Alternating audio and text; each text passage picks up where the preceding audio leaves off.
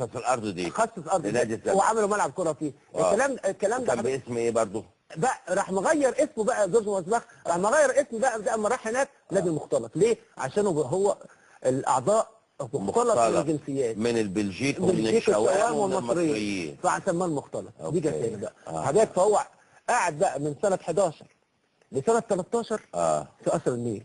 من 13 واخد بالك ال 24 في القضاء العالي. من 24 ل 59 مسرح بالون. ومسرح البالون من 59 لحد يومنا هذا خلاص في المكان. جميل واضح. فبقى الاسماء بقى المختلط من اول ما راح دار القضاء العالي.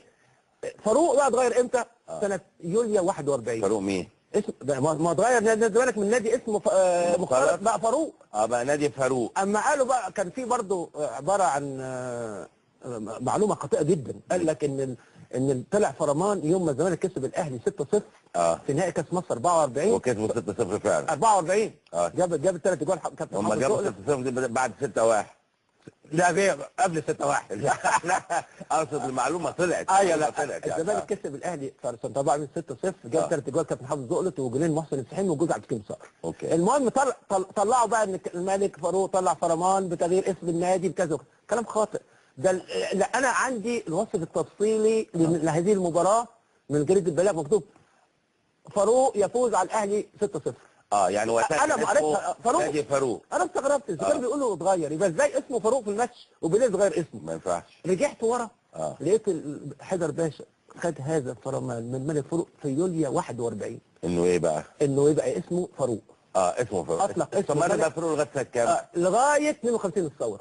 لغايه الثوره 52. سموه الزمالك. ليه بقى الزمالك؟ عشان ايه بقى؟ عشان موقعه في مسرح عشان موقعه في مسرح بالون في منطقه الزمالك. والماتش الثاني برضه سنه 42 الزمالك كسب الاهلي في دوري منطقه القاهره 6-0. جاب الجولين. فاكر كل التواريخ بتاعت فوز الزمالك. مش انا عم مقويه. كابتن الماتش عم مقويه 6-0.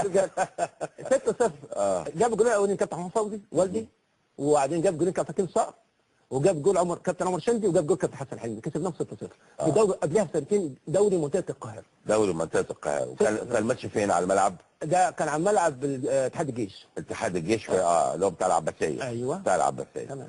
طيب على الزمالك التاريخ يقدر يقول ما شاء.